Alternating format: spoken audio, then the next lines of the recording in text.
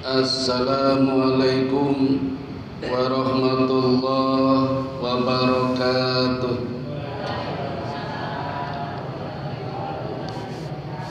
Sayyidatus Sa'adah Zummala'il A'izzah Kubailal Bidayah Hayya bina nahmaduhu wa nasta'inuhu subhanahu wa ta'ala Hamdan bila ghayah wa madhan bila nihayah Ashhadu an la ilaha illallah wahdahu la syarika lah wa ashhadu anna Muhammadan abduhu wa rasuluhu la nabiyya ba'da. Syukur alhamdulillah Bapak Ibu saudara-saudara, malam ini kita bisa bermuajahah seperti biasa dalam rangka mengadakan obrolan agama malam Ahad. Karena suasananya obrolan, maka monggo boleh disambi kali ngunjuk-ngunjuk, kali daharan ringan. Dan malam ini saya menggantikan guru saya, Kiai Haji Dr. Andes Wahid Lasiman. Jadi saya muridnya Bapak Ibu. Kesempatan ini akan saya gunakan untuk memenuhi permintaan panitia melanjutkan materi yang kemarin, yang terakhir. Sampai pundi Bapak Ibu? Lali masih tentang perjanjian Hudaybiyah atau kesepakatan Hudaybiyah, the agreement of Hudaybiyah. Sampai pundi? Dereng kalingan. Seingat saya sampai tokoh-tokoh Quraisy mengirimkan dutanya untuk menanyakan kejelasannya kepada Nabi Muhammad beserta rombongannya niko ajeng umroh nopo perang. Itu ngirim 5 dutanya, mulai dari Hudail, Makros, Hulais, Urwah bin Mas'ud, dan yang kelima 40 tentara terbaiknya untuk menculik salah satu sahabat Nabi, kemudian dipukulinya agar mengaku kalau Nabi Muhammad beserta rombongannya akan umroh atau perang. Tapi ternyata 40 tentara terbaiknya justru menjadi tawanan, ditangkap oleh Umar bin Khattab sendirian, tidak bawa senjata, hanya pakai baju ihram, bisa menangkap 40 tentara terbaik orang-orang Quraisy menjadi tawanannya, terus dipajang di depan perkemahan, dirantai. Oleh Nabi dibebaskan, dikembalikan kepada Mekah. Maka di sini sebenarnya sudah jelas kalau Nabi tidak ingin perang. Kalau ingin perang mesti dibunuh semua, dibebaskan. Sebegitu ragunya orang-orang Quraisy, akhirnya gantian Nabi juga mengirimkan dutanya. Awalnya yang diberi tugas adalah Umar bin Khattab, tetapi Umar memberikan usulan bagaimana kalau dikirim orang yang satu suku dengan Abu Sofyan, karena Abu Sofyan ketika itu menjadi pemimpin Mekah. Siapa yang satu suku? Yang satu suku namanya suku Umayyah adalah Utsman bin Affan. Umar tidak membantah, cuma memberikan usulan. Kalaupun Nabi menyuruh Umar, Umar tetap berangkat, cuma resikonya perang.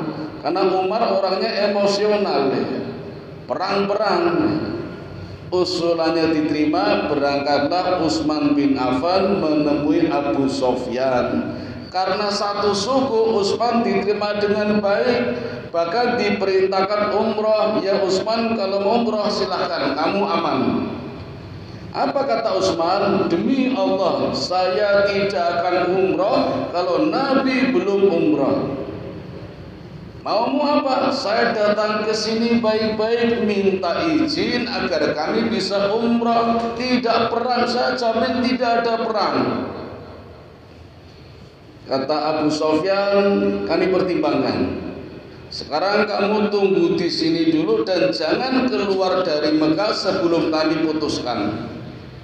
Jadi musyawarah dulu Abu Sofyan dengan tokoh-tokoh negarawan Mekah.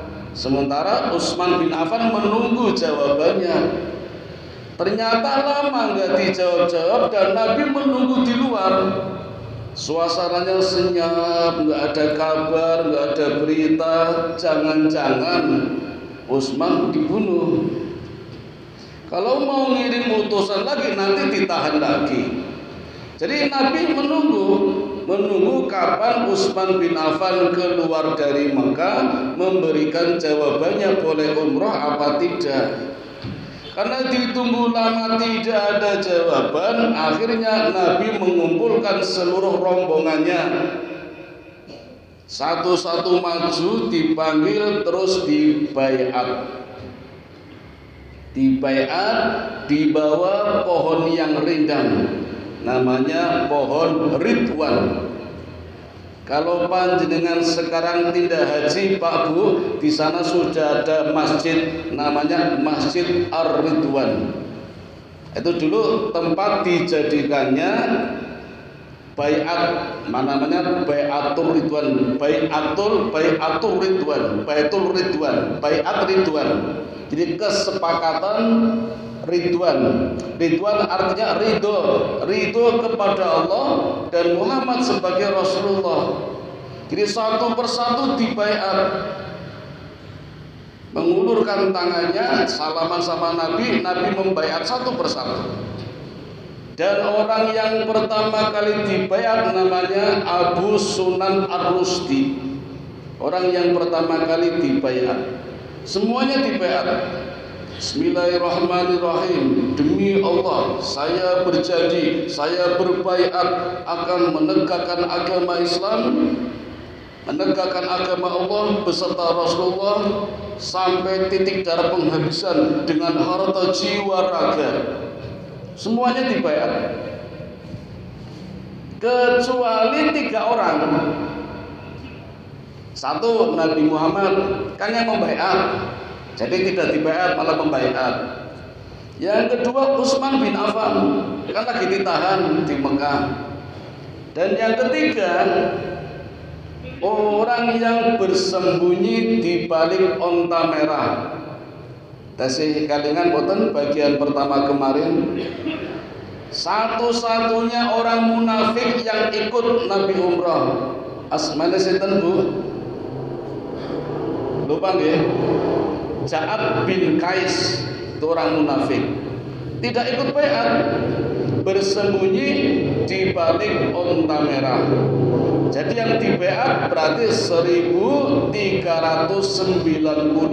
orang, satu-satu dibaiat. Selesai baiat, menyebar. Dan Nabi mendatangi satu persatu sahabat Nabi yang sedang menyebar, ada yang duduk di mana, ada yang tiduran di mana. Salah satunya yang pertama kali didatangi namanya Salamah bin Aqwa. Ini sahabat Nabi yang terkenal dengan kecepatan berlarinya ketika perang.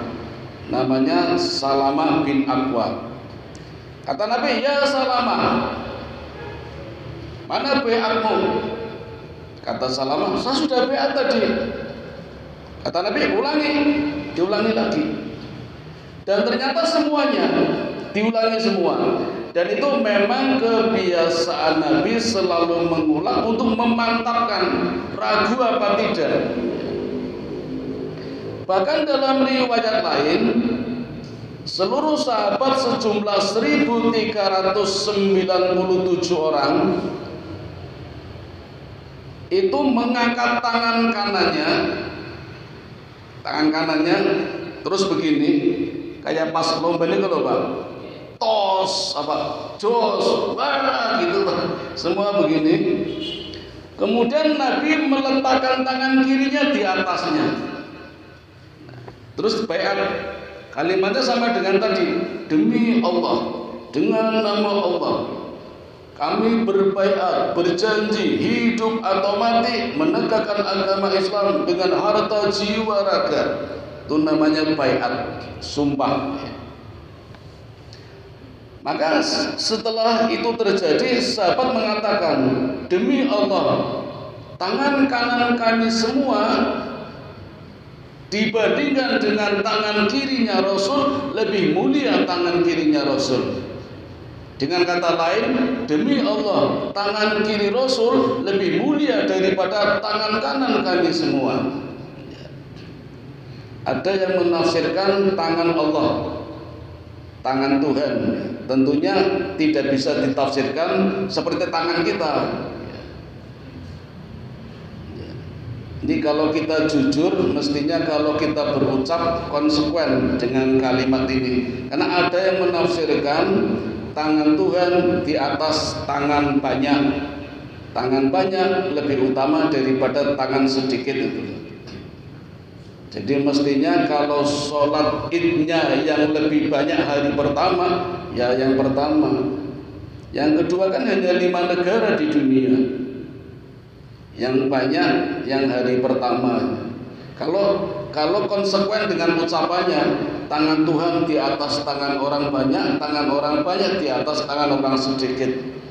Kalau mau konsekuen. Kemudian di dalam riwayat lain, Nabi mengangkat tangan kirinya, kemudian dipegang oleh tangan kanannya. Dan Nabi mengatakan, ini baiatnya Utsman bin Affan. Kan Utsman nggak ada lagi ditahan di Mekah. Yang membaiat Nabi sendiri. Ini baiatnya Utsman bin Affan. Maka semua sahabat mengatakan betapa mulianya Utsman bin Affan. Baiatnya saja diwakili oleh Nabi. Nah Bapak Ibu, kenapa Nabi perlu membaiat seluruh sahabat? Di samping Nabi khawatir kalau nanti Utsman dibunuh, ini semua yang dibaiat siap perang, siap menembus Mekah, dan Allah menjanjikan pasti menang, nggak mungkin kalah. Allah yang menjanjikan. Nah ketika berbaiat kan suaranya bergemuruh, sampai Mekah itu terdengar, sehingga Mekah gemetar. Ada apa ini? Nabi Muhammad berbaiat dengan pasukannya, dengan rombongannya. Yang kedua, Nabi perlu membaiat karena ada informasi yang sangat penting yang akan disampaikan kepada para sahabat. Informasi apa? Setelah baiat selesai, Nabi mengatakan, seluruh yang hadir di sini di bawah pohon Ridwan tidak akan masuk neraka, masuk surga semua. Coba Bapak Ibu, andaikan sekarang ada orang seperti itu, presiden misalnya, seluruh rakyat Indonesia tidak yang masuk neraka, semuanya surga. Wah senang banget itu. Itu yang mengatakan Nabi Muhammad. Setelah baiat diucapkan, Nabi mengatakan, hari ini yang hadir di sini semuanya tidak ada yang masuk surga, tidak ada yang masuk neraka, semuanya masuk surga kecuali satu orang yang bersembunyi di balik onta merah. Siapa Pak? Ja'ad bin Qais, orang munafik, karena tidak ikut baiat. Jadi Ja'ad ya kaget, wah kok orang lain asalnya nggak mau baiat, orang munafik itu. Dan ada satu kabar lagi yang sangat menggembirakan. Setelah ini ada informasi penting, yaitu perintah berjihad di negeri Khaybar, dan dipastikan umat Islam menang, menembus Khaybar dan membawa seluruh rampasan perang sejumlah 18 saham untuk 300 jamaah yang menggunakan kuda 2 bagian, sedangkan jalan kaki 1 bagian. Semuanya mendapat, sudah dijamin masuk surga, tidak masuk neraka, menang di perang Khaybar. Padahal belum terjadi perang, tapi Allah mengabarkan besok yang hadir di sini, yang berangkat perang ke Khaybar, yang tidak hadir tidak boleh ikut, dan pasti menang, lalu mendapat harta rampasan perang. Wah, itu kalau dibagi kayak mendadak semua, Pak. Itu informasi yang penting itu. Karena baiatnya bergemuruh, orang Mekah dengar. Nah, kemudian orang Mekah mengirim satu utusan lagi, namanya Suhail bin Amru. Begitu Suhail bin Amru keluar dari Mekah, Nabi mengatakan, kalau bahasa kita, barakallah, mudah-mudahan Allah memberkati dan ada jalan perdamaian. Karena nggak jadi perang. Mungkin karena Mekah takut melihat Nabi berbaiat, suaranya bergerumun, Mekah mengirimkan dutanya namanya Suhail bin Amru. Maka bertemulah di dalam satu tenda, satu perkemahan, Suhail bin Amru dengan ditemani satu orang rekannya bernama Makras. Tapi Bapak Ibu, sampai kondisi demikian pun orang Mekah tetap menunjukkan kesombongannya, Pak. Padahal di dalam tenda perjanjian Hudaybiyah orang Mekah hanya 2 orang, Suhail bin Amru dan Makras. Sedangkan dari kalangan muslim ada 8. Nabi Muhammad, Abu Bakar As-Siddiq, Umar bin Khattab, Utsman bin Affan, Ali bin Abi Thalib, Abdurrahman bin Auf, Sa'ad bin Abi Waqqas, dan satu lagi istri Nabi yang namanya Ummu Salamah. Kebetulan ikut. Di tenda perjanjian muslimnya 8, kafirnya 2. Allah sudah menjanjikan andai saja perang pasti menang, tidak akan kalah. Tetapi Allah tidak mengizinkan perang dan Nabi Muhammad terima ngalah. 8 orang mengalah bukan berarti kalah, Pak. Tapi 2 orang kafir ini tidak tahu, maka dengan kesombongannya menunjukkan keangkuhannya. Ketika disebutkan poin-poin perjanjiannya, dengan angkuhnya 2 orang ini mendikte Nabi Muhammad begini. Ya. Saya sebutkan poin-poin perjanjian yang harus disepakati oleh Nabi Muhammad yang membuat orang Mekah. Poin pertama, umat Islam tahun ini batal umroh, jadi harus pulang ke Madinah. Poin kedua, umat Islam boleh umroh tahun depan. Tahun depan berarti bisa entah kapan, yang penting tahun depan. Poin ketiga, kalau tahun depan umroh hanya diperbolehkan 3 hari, tidak boleh lebih. Dan hanya umroh, tidak boleh dagang, tidak boleh studi, tidak boleh wisata, apalagi perang. Hanya umroh 3 hari. Poin yang keempat, tidak boleh membawa senjata. Peralatan perang tidak boleh. Hanya boleh membawa beberapa pedang saja, dan pedangnya harus disarungkan. Ada sarungnya, Pak, dan dikalungkan di leher onta atau kuda, kendaraan tunggangannya. Bukan diselempangkan di pundak kanan. Jadi untuk menunjukkan bahwa umrohnya benar-benar umroh, tidak perang. Ini poin keberapa, Pak? 4 ya. Poin kelima, kalau membawa hadyu, hewan kurban disembelih, tidak perlu diberikan kepada orang-orang Mekah. Orang-orang Mekah tidak akan menerima hadyu, silakan diberikan kepada orang lain. 5 ya.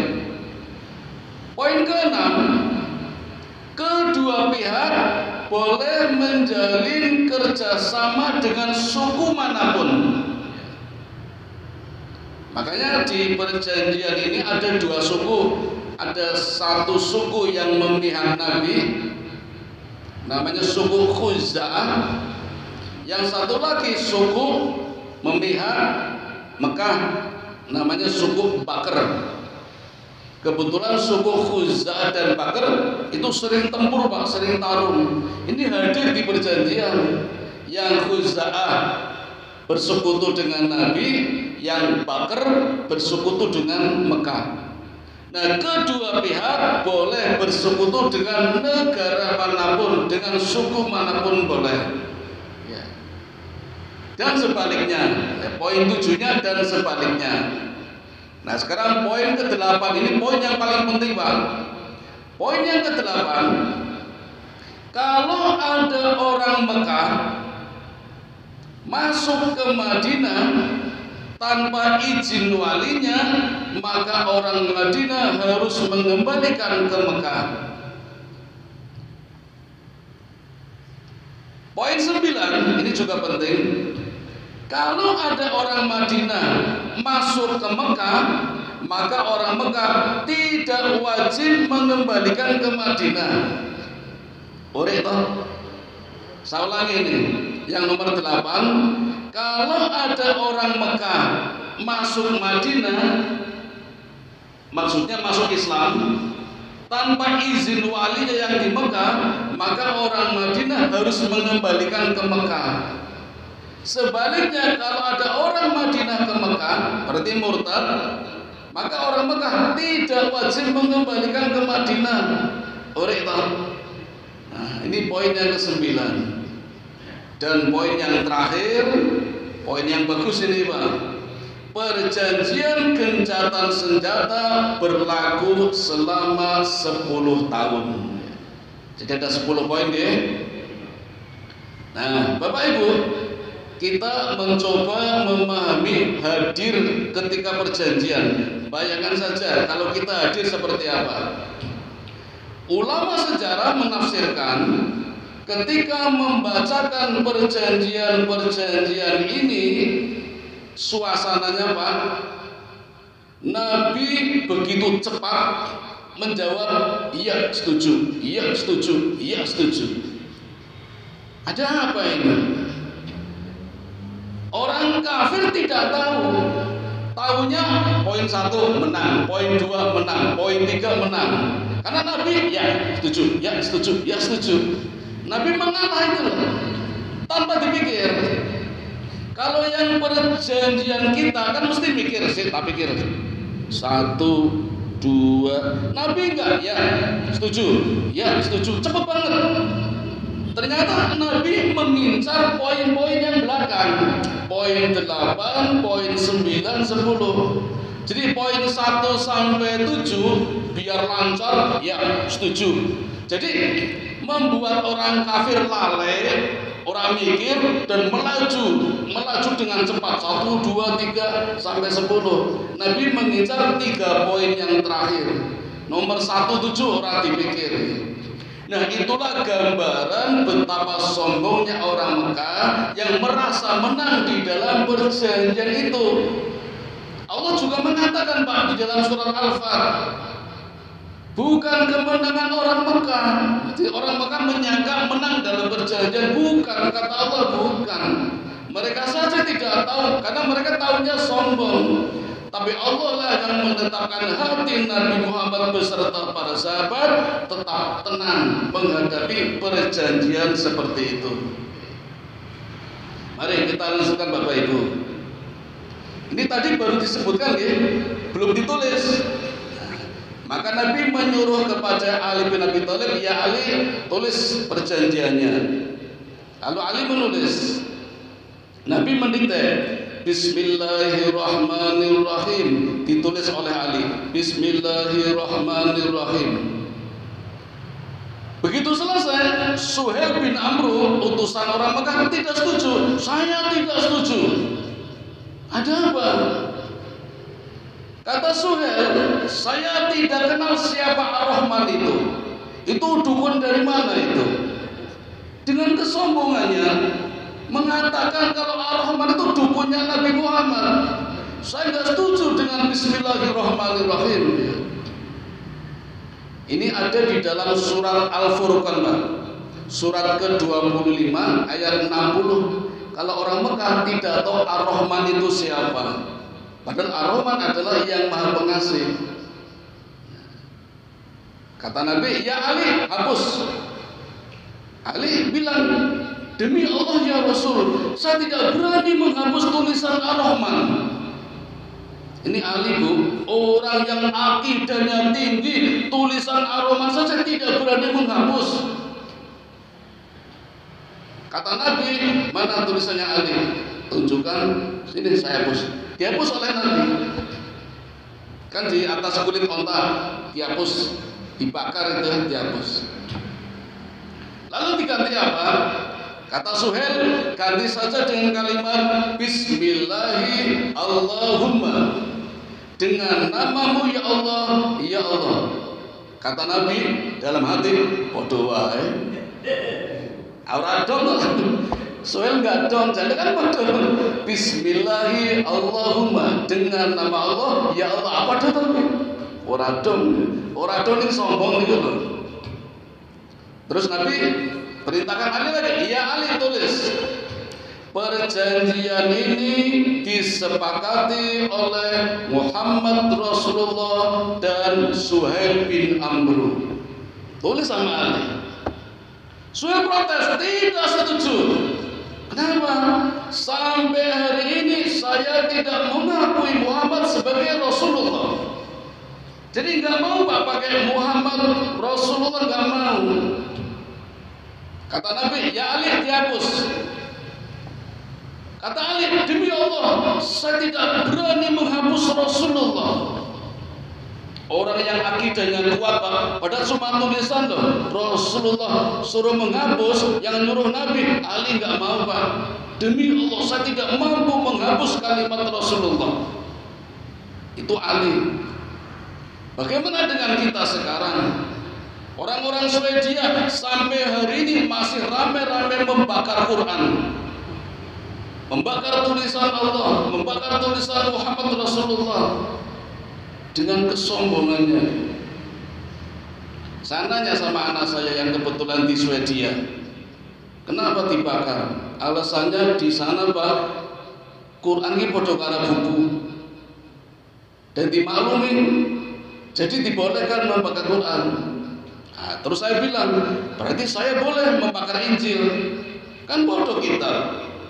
Tapi di sana kalau di sini jadi masalah nanti. Arep bakar ning kono. Oke, kembali ke masalah ini. Ali tidak berani menghapus. Nabi demi cintanya pada perdamaian akhirnya menghapus atas izin Allah. Mana Ali tulisannya? Ini ya Rasul, dihapus oleh Nabi demi cinta perdamaian. Jadi Bapak Ibu, kalau ada orang mengatakan Islam kejam, Islam teroris, Islam suka berperang, nggak ada alasan. Contohnya Nabi Muhammad cinta pada perdamaian. Padahal Allah mengatakan, andai saja berperang menang Pak, pasti menang. Allah berjanji di dalam surat Al-Fat sudah disebutkan. Tapi Allah nggak mengizinkan perang, Allah mengizinkan Muhammad ngalah saja demi perdamaian. Wes kurang apa umat Islam? Allah mengizinkan untuk menghapus nama Rasulullah. Terus diganti, perjanjian ini disepakati oleh Muhammad bin Abdullah dan Suhail bin Amru. ganti, ngalah Pak Nabi Muhammad. Nah, kemudian mulai ditulis 1 sampai 10 poin. Begitu akan ditulis, tiba-tiba ada keributan di luar kemah, di luar tenda. Yang di dalam tenda kan ada 10 orang, 2 orang kafir, 8 muslim. Ketika hendak ditulis di luar tenda terjadi keributan. Ada anak laki-laki namanya Abu Jandal. Sinten Pak? Jandal. Ada L-nya. Nah, Abu Jandal kan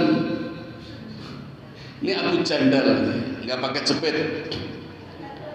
Abu Jandal ternyata anaknya Suhail bin Amru, tokoh kafir yang membuat perjanjian. Abu Jandal datang.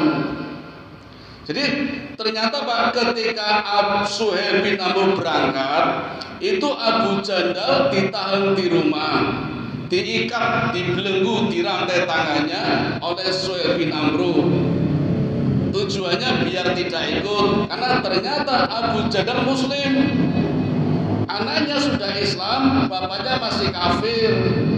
Anaknya tidak boleh ikut, ditahan di rumah, dibelenggu pakai rantai, lepas, ucul, nyusul, mendengar kalau Nabi datang hendak umroh, lalu ingin ikut Nabi. Di luar tenda berteriak-teriak, "Ya Rasulullah, saya sudah Islam, bawa aku ke Madinah ya Rasulullah."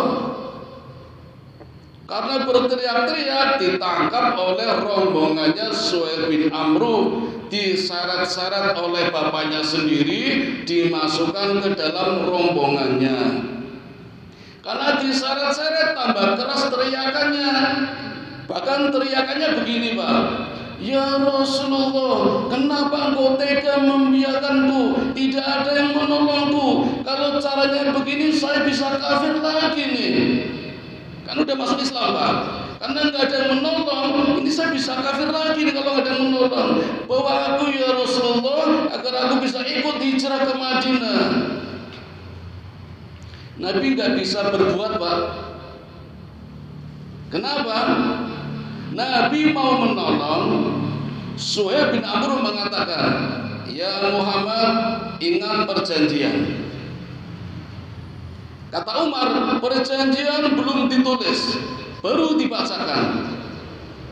Sing bener pun ibu.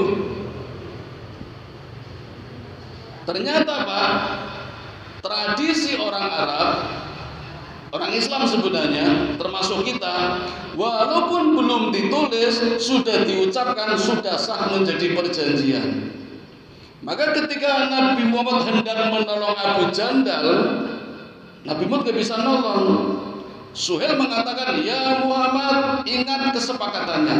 Iya, gak bisa nolong.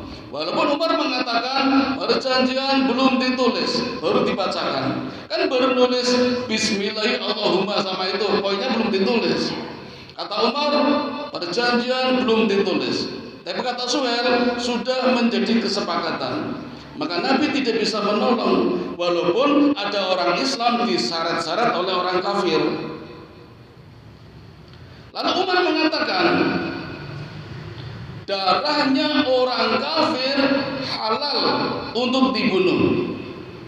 Umar bilang seperti itu sambil mengacungkan pedang kepada Abu Jandal. Maksudnya Umar, Abu Jandal supaya megang pedangnya. Jadi gini, Umar, Abu Jandal dipegang pedangnya, tusuk bapakmu yang kafir. Karena boleh, halal. Ya, darahnya orang kafir najis, bahkan lebih najis daripada anjing, boleh dibunuh. Tapi yang bunuh Abu Jandal, anaknya harusnya. Kan Umar nggak boleh, karena sudah terikat kesepakatan. Nabi Muhammad juga tidak boleh, sudah terikat perjanjian. Yang boleh bunuh Abu Jandal, karena Abu Jandal nggak terikat perjanjian, karena baru datang. Kan nggak tahu kalau ada perjanjian, karena baru datang. Maka Umar bilang, ini tangkap pedangnya, tusukkan ke bapakmu. Tapi Abu Jandal nggak paham gitu loh. Umar cuma bilang, darahnya orang kafir najis, bahkan lebih najis daripada anjing pakai pedang. Nah, karena Abu Jahal nggak paham, jadi ya nggak tahu. Nek kalau paham, pedangnya diminta ditusukkan ke bapaknya, tapi nggak paham gitu loh. Akhirnya yang terjadi ya Abu Jahal tetap diseret-seret ke rombongannya Suhail, ditahan lagi di rumahnya.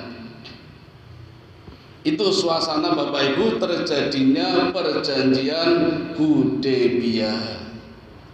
Melihat 10 poin,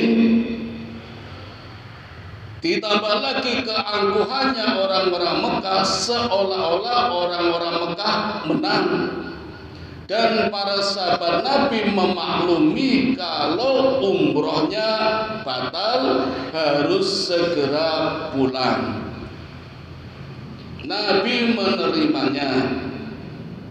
Tapi Umar bilang, "Ya Rasulullah, mumpung Suhail bin Amr belum pulang, masih menunggu, kan masih nungguin sampai rombongan Nabi Muhammad pulang ke Madinah."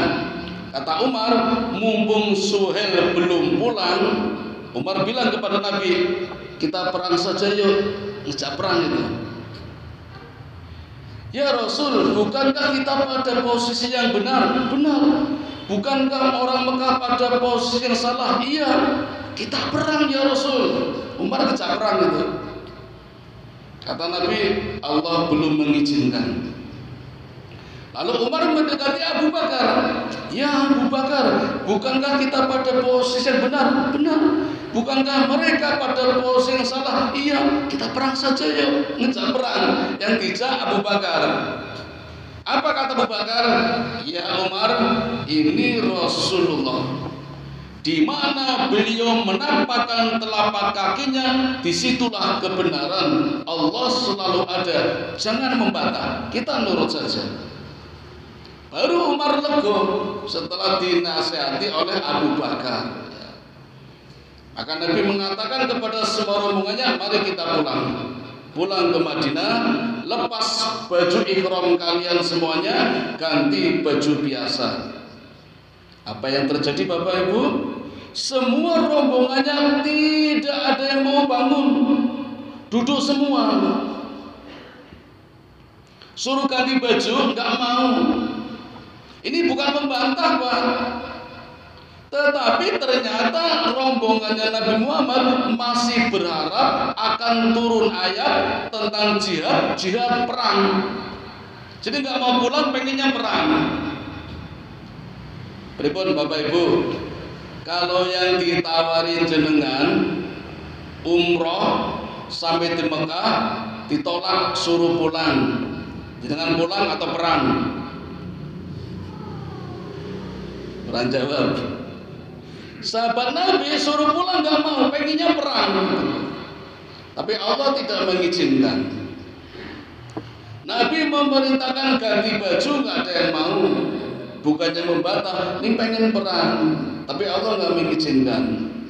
Sampai Nabi wajahnya merah, kemudian masuk tenda dan bertemu dengan istrinya Ummu Salamah, mengatakan, "Ya Rasulullah, boleh aku berikan saran?" "Silakan."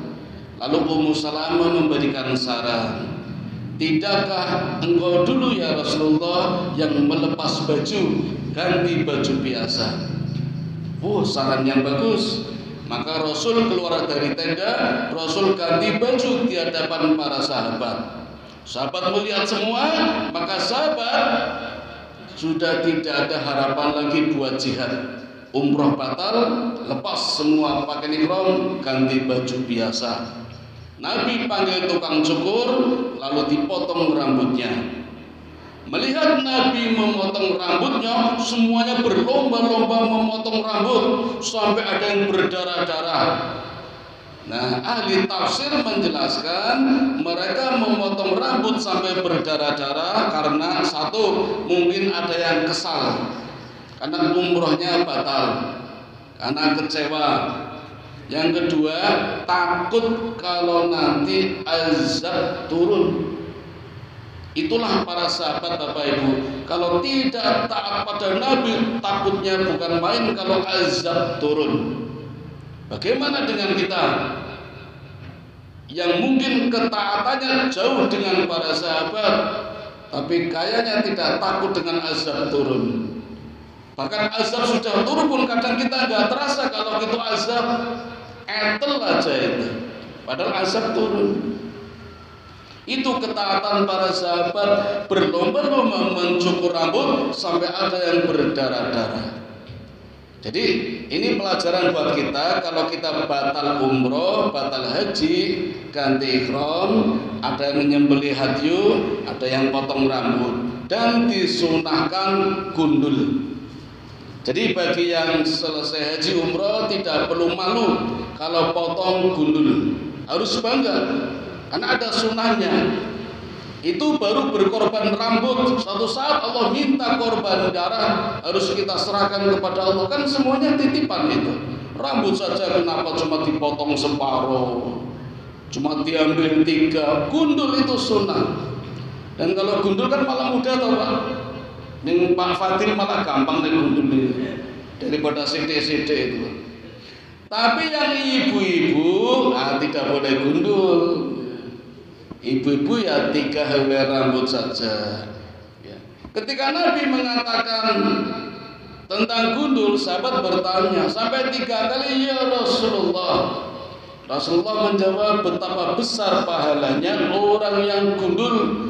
Berapa pahalanya? Sejumlah rambut yang dipotong. Berarti semakin gundul, semakin banyak rambut yang dipotong, semakin banyak pahalanya. 3 kali Pak Nabi menjawab. Setelah sahabat tanya lagi, baru yang tidak gundul akan mendapatkan rahmatnya. Jadi boleh tidak gundul, tapi sunnahnya gundul. Pun Nabi pulang dengan para sahabat rombongan umroh yang gagal. Di tengah jalan kehabisan air ya, kehabisan air macam-macam. Padahal butuh untuk minum, butuh untuk wudhu. Sudah tiba waktunya sholat asar. Sumur-sumur yang waktu Nabi berangkat sudah berisi air, kering lagi, kering lagi. Kan waktu berangkat juga kering. Kemudian dengan mukjizatnya Allah pancarkan air lagi dengan anak panah Nabi yang ditancapkan di dasar sumur, sehingga airnya deras, dingin, segar, pH-nya tinggi gitu. Ya, aqua kalah itu, le mineral kalah. Nabi pulang kering lagi. Maka Allah memberikan mukjizat lagi dengan cara dikeluarkan lagi air yang dari dasar sumur. Dan ketika Nabi berwudu, air yang di dalam ember itu sudah dijaga oleh para sahabat yang jumlahnya 1.300 lebih. Kata Nabi, ada apa ini? Kata para sahabat, ya Rasul, kami semua sedang menunggu air yang ada di ember itu. Begitu engkau selesai wudu, kami berebut ya Rasulullah. Maka Nabi mengatakan, Bismillahirrahmanirrahim. Dengan tangan kanan Nabi mencelupkan ke dalam embernya, kemudian diangkat, dan dari sela-sela jarinya memancar air yang sangat deras. Maka seluruh sahabat dengan embernya masing-masing nadai, maka terpenuhi semua kendi-kendinya, onta kudanya bisa minum semua. Itu mukjizat ketika Nabi pulang. Gagal umroh, tapi Allah berikan mukjizat air yang sangat banyak. Saya cuma bayangkan aja Bu, kalau kita hadir ketika itu, melihat keajaiban luar biasa. Asar pulang ya. Di tengah jalan turun wahyu, surat Al-Fat. Ada 29 ayat. Tidak perlu saya baca semua nggih, waktunya kurang. Satu saja dulu, ayat yang pertama. A'udzubillahi minasyaitonirrajim. Inna fatahna laka fatham mubina. Sesungguhnya Allah berikan kemenangan yang nyata, kemenangan yang benar-benar menang. Ketika ayat ini disampaikan oleh Nabi kepada para sahabat, sahabat mengatakan, "Selamat ya Rasulullah, selamat ya Rasulullah, Anda menang, Anda menang." Ini kan nggak masuk akal panggil. Wis gagal umroh batal, turun ayat, Allah telah memberikan kemenangan yang benar-benar nyata. Sahabat menyatakan, "Selamat ya Rasulullah, kemenangan buat Anda." Bagaimana dengan kami? Kata para sahabat. Ayat yang kedua menjelaskan, kemenangan untuk sahabat adalah Allah akan memasukkan semuanya ke dalam surga. Nah, ini yang namanya sakinah. Besok nih kalau ada waktu saya jelaskan. Tinggal 5 menit, saya sampaikan ada satu peristiwa lagi.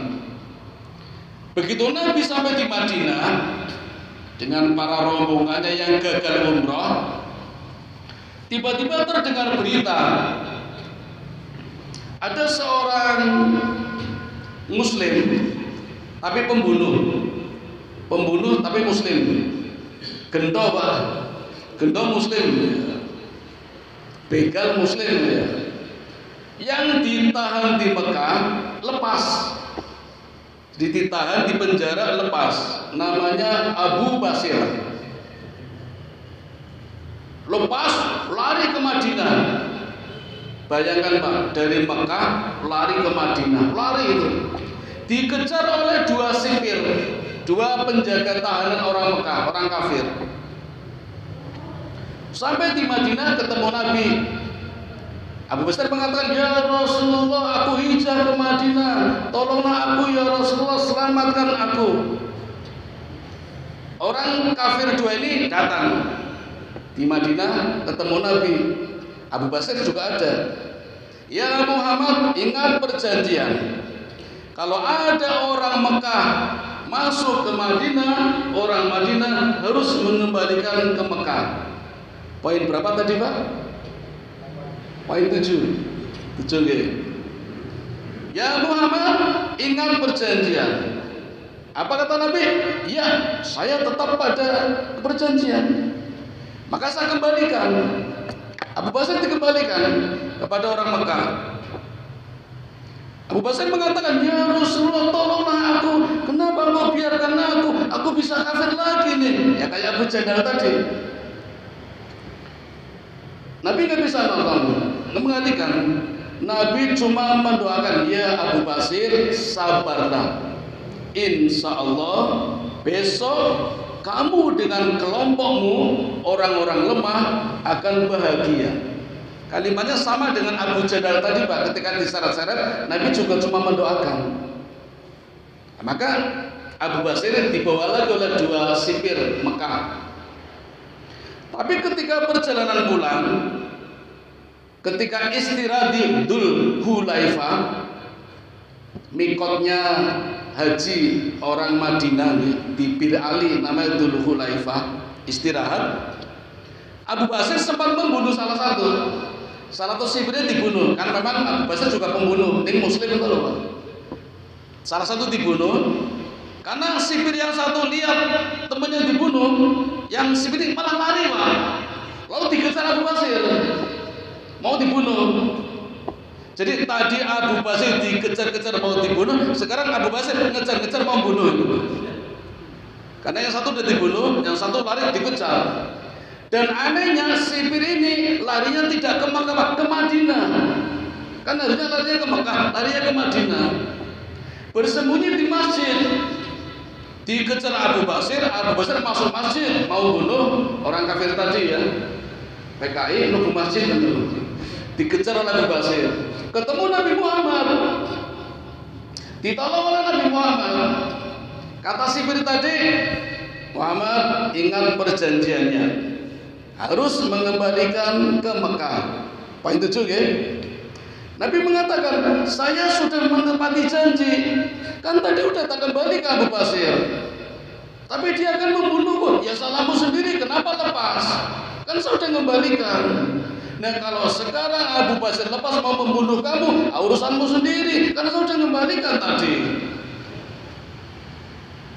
Tapi dengan kebaikannya Nabi menyelamatkannya. Jadi orang kafir ini tidak dibunuh, disuruh pulang ke Mekah.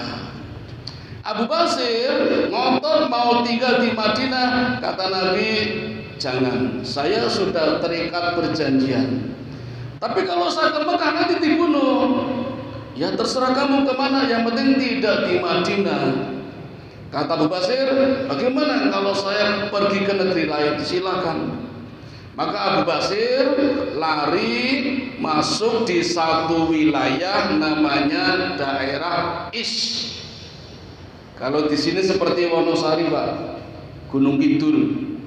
Itu daerahnya subur, banyak pegunungan, banyak tanaman, pohon buah, tapi nggak ada penghuninya. Jadi Abu Basir sendirian di Gunung Kidul, Pak Ranowo menurut dewean.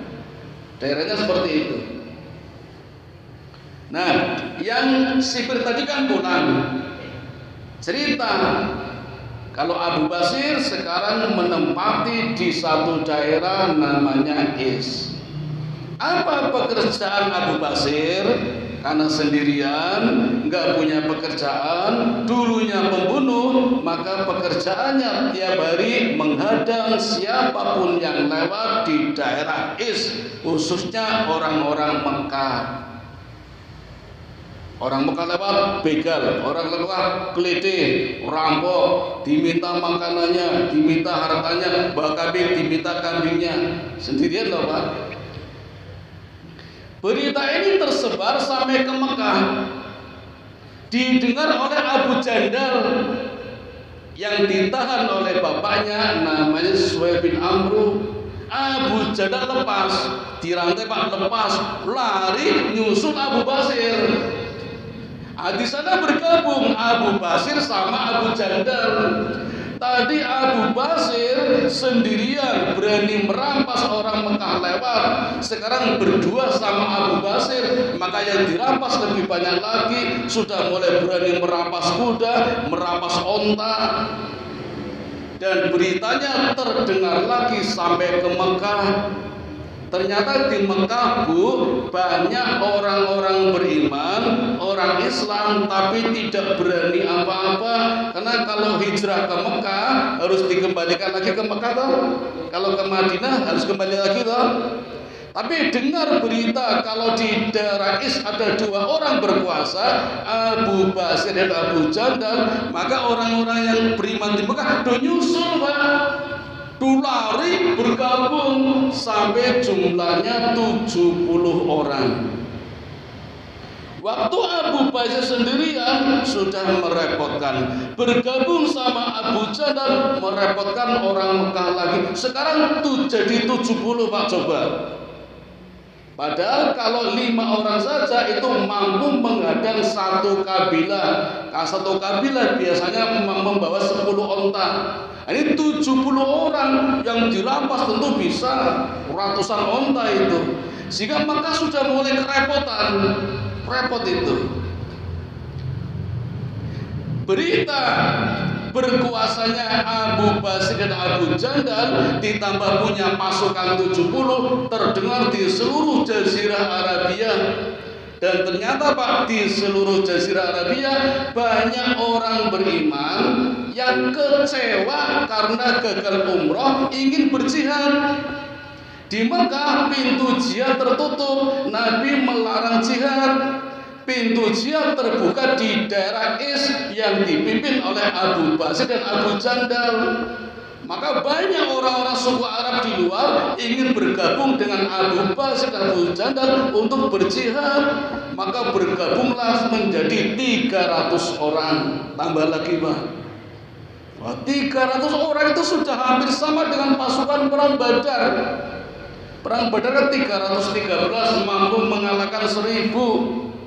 Nah, sekarang daerah Is dikuasai 300 orang, pimpinannya Abu Basir dan Abu Jandal. Sudah mulai berani menyerang, Pak. Tidak cuma di luar menghadang orang lewat, tapi menyerang daerah-daerah di sekitar Mekah. Nyerang Khuza'ah, nyerang Bakr itu, sehingga orang-orang Mekah kewalahan. Akhirnya pimpinan Mekah Abu Sofyan datang ke Madinah menemui Nabi. Ya Muhammad, aku menuntut hak rahim atasku. Apa maksudnya? Saya minta dibatalkan perjanjiannya. Minta dibatalkan, Pak. Buat sendiri minta dibatalkan. Ada poin yang ingin dihapus. Poin yang mana? Yang 7. Tadi kan poin 7, kalau ada orang Mekah ke Madinah harus dikembalikan ke Mekah. Ternyata merepotkan. Abu Sofyan minta perjanjian yang poin ini dihapus. Oleh Nabi dihapus, ya, di atas kulit onta dibakar itu. Dihapus gitu. Nah, setelah dihapus, Nabi memanggil Umar. Ya Umar, kalau bahasa kita, ingat gak dulu kamu mengatakan, kenapa kita menghinakan diri ya Rasulullah? Kata Nabi, tidak hina kan? Kita tidak terhina. Tapi justru orang Mekah datang ke sini memohon, minta dibatalkan perjanjiannya. Siapa yang terhina? Orang Mekah kan? Kita menang. Itu baru poin 7, Pak, sama poin 8. Tambah dikit nggih, tanggung nggih. Poin yang ke-10, Pak, luar biasa. Perjanjian gencatan senjata berlaku selama 10 tahun. Jadi 10 tahun tidak ada peperangan. Kalau tidak ada peperangan, apa yang dilakukan Nabi, Pak? Dakwah. Ternyata dakwah tanpa perang, wah, leluasa sekali, aman, dilindungi oleh perjanjian Hudaybiyah. Karena kalau perang menghalangi, seluruh Jazirah Arabia akan mengutuk perjanjian itu. Jadi dilindungi, Nabi bebas berdakwah. Karena selama ini ternyata ketika Nabi dakwah yang menghalang-halangi adalah orang Mekah. Karena ada gencatan senjata, Nabi bebas dakwah. Dan luar biasa, Bu. Luar biasa. Tahun terakhir kenabian, 3 bulan sebelum Nabi wafat, tepatnya di bulan Dzulqa'dah, tanggal 24, Nabi berangkat haji wada di hari Jumat selepas sholat duhur. Nabi membawa 40.000 orang untuk melaksanakan haji wada. Sepanjang jalan takbir, talbiyah, Allahumma la baik la syarikalah. Sampai Dzul Hulaifah itu menjadi 90.000. Padahal jaraknya Jogja Sleman, Pak, Jogja Tempel. Dari Jogja 40.000, dari Madinah 40.000, sampai di Sleman, sampai Dzul Hulaifah menjadi 90.000. Tambah berapa, Pak? 50.000. Hanya dengan takbiran tambah 50.000. Habis maghrib, habis isya, tambah lagi menjadi 120.000. Besok pagi ketika duha hendak ke Mekah, tambah lagi yang masuk Islam menjadi 140.000. Pagi sampai pagi lagi dari 40.000 menjadi 140.000. Kalau saya singkat, dari perjanjian Hudaybiyah 1400 haji wada dalam waktu 2 tahun berarti itu menjadi 140.000. Kalau dulu ada MLM, Pak, Nabi itu upline yang hebat. Dalam waktu 2 tahun, belum sampai 10 tahun, mampu mendapatkan downline 140.000. Bayangkan, tadinya cuma 1.400 pas perjanjian Hudaybiyah. Ketika haji wada 140.000. Berapa kali lipatnya itu? 1.400 menjadi 140.000. Wah, itu downline yang sangat banyak. Kalau yang bisnis Nabi hebat itu. Itu manfaat dari perjanjian Hudaybiyah. Maka benar kalau Allah mengatakan inna fatahnaka laka fatham mubina. Ini kemenangan yang benar-benar menang, yang orang Mekah tidak menyangka, tetapi ternyata kemenangan bagi umat Islam. Allah berikan ketenangan di dalam hatinya tanpa berperang. Demikian Bapak Ibu, sampai di sini terjadinya kesepakatan Hudaybiyah. Dan nanti dengan pasukan sejumlah 140.000 Nabi kembali ke Mekah. Kembalinya kota Mekah yang disebut dengan Fathul Mekah. Mekah kembali di tangan Nabi tanpa perang. Bahkan Khalid bin Walid pemimpin 3.000 orang kafir tadi masuk Islam. Abu Sufyan pemimpin Mekah juga masuk Islam. Insya Allah kapan-kapan akan kami sampaikan. Sampai di sini dulu tentang peristiwa Hudaybiyah. Allah gambarkan semuanya.